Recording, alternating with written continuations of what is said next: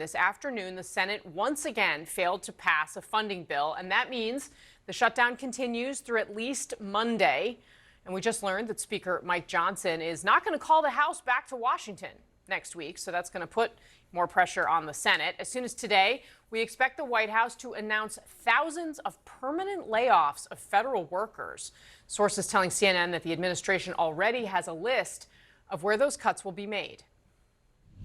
This administration is focusing on waste, fraud, and abuse, and so Democrats have given this administration an unenviable choice to have to take a look at the balance sheet and identify where these cuts and layoffs can be made. The press secretary, Karoline Leavitt, there calling this an unenviable choice. Though once again, that doesn't seem to quite be how the president sees it at this moment. Last night, he posted a video, seemingly AI generated. It featured this scene, the budget director, Russell Vought, depicted as the Grim Reaper, as the White House memes and trolls their way through the shutdown. On Capitol Hill, that deadlock remains. The blame game still going strong. It's not complicated. Americans want it. Republican voters want it. Democrats remain ready and willing to work with the other side.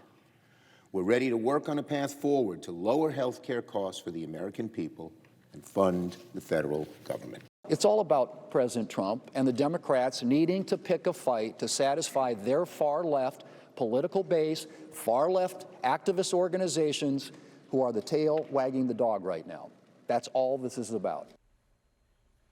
All right, let's get off the sidelines, head into the arena. We're going to talk with the Maryland governor, Wes Moore, in just a moment. His state deeply affected by the shutdown. Our panel is here, and we're getting started with CNN White House correspondent Kristen Holmes and CNN correspondent Arlette Saenz. She's on Capitol Hill. But Kristen, let me start with you because we've been hearing some rumblings of some Republican opposition to what the White House is doing in terms of cutting funding to blue states. What's your latest reporting on this? Yeah, cutting funding to blue states, but also some pushback when it comes to these mass layoffs. Now, I do want to be very clear here. This is not some kind of wave that we're seeing in terms of Republicans. Yet largely, we're seeing them be united, but this is the first kind of cracks that we're seeing. One of the things, again, being this halt in funding to blue cities. We've now seen the White House halt federal funding to both New York and Chicago for various projects. Obviously, this seems punitive. We heard from Senator Susan Collins, Tom Tillis, Lisa Murkowski, all saying that this is a bad idea. It's not something they should do. And Tillis going a little bit further, actually saying that this could prolong this shutdown, have Democrats double down and dig in because they're seeing this as retaliation. Now, on the other side, one of the more interesting things we've seen is from the Republican Senator Kevin Cramer of North Dakota. He has come out against this idea of these mass firings and really the idea of belaboring this shutdown, saying at one point that it didn't seem as though the White House or Russ Vought in particular was as politically savvy on this point or was as politically aware as he should be of where their standing actually was, indicating that the White House might be getting a little too ahead of their skis when it comes to these threats of mass layoffs. Now, it's still very unclear where that stands. We heard from the White House today, we heard from Karoline Leavitt essentially saying that they were going to wait and see what was going to happen after this vote, and then they would still to keep discussing whether or not these layoffs were going to happen imminently. They had originally said they could start as early as today. Unclear where that stands right now. All right, fair enough. And Arlette, we just learned that the House is not going to come back to Washington this week. Help us understand what that means.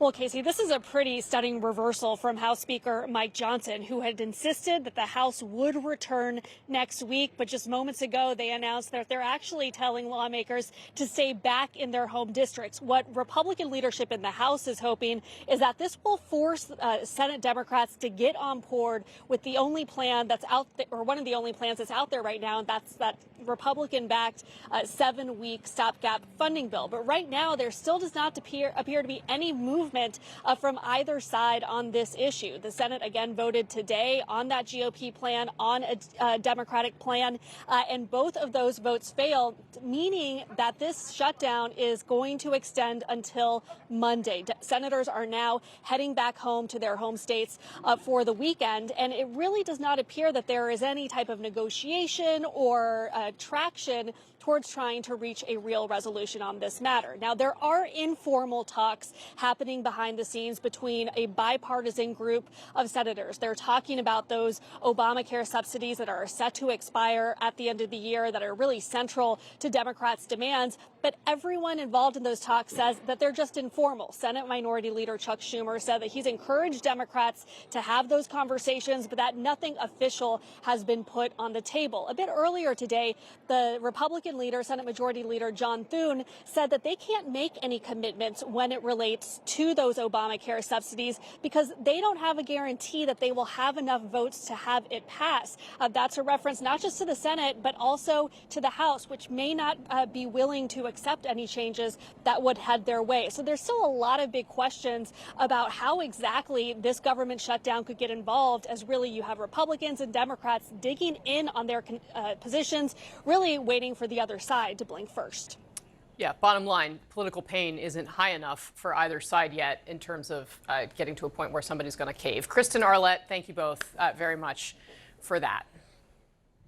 All right, joining us now is the Democratic governor of Maryland, Wes Moore. Governor, thanks so much for being in the arena today. It's wonderful to see you. I want to start, of course, great to see you. Thank you. With the shutdown, because there are so many people in your state who are directly affected by this. And I know that you have said that Maryland is going to put what resources it can to helping those people. My question to you is, how long do you think you can try to bridge the gap? Well, we shouldn't be shut down right now.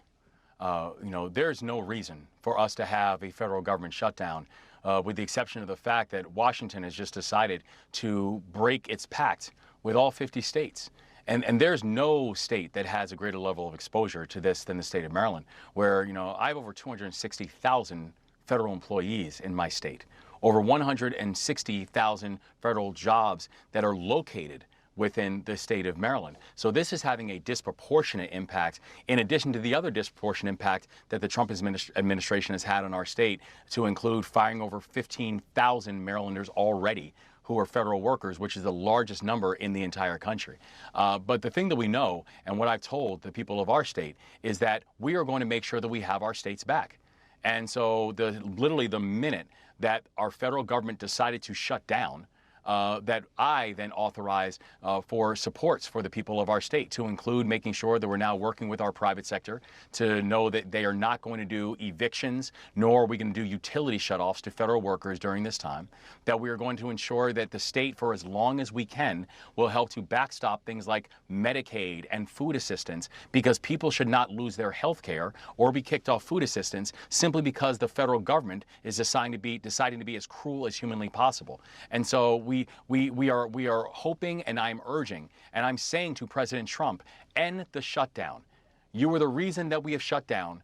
You are the one who can get us out of this, because it is the states that are taking on the brunt of this. But couldn't Senate Democrats decide to vote as soon as today to reopen the government? Well, what we know is that the president has both the House, has the Senate, and has the presidency. But I am also convinced that the reason that we're in a shutdown is not just because the president couldn't close a deal, because he couldn't. I don't think the president wants to close the deal. That ever since the government is shut down, the president is now threatening to have mass firings of federal workers. The president is looking at this like it's a game, without understanding the very real human lives that are being impacted by this, to include the fact that we are going to watch premiums for health insurance continue to spike. I'm now in Montgomery County within our state, and I just came from an event that highlighted that Maryland,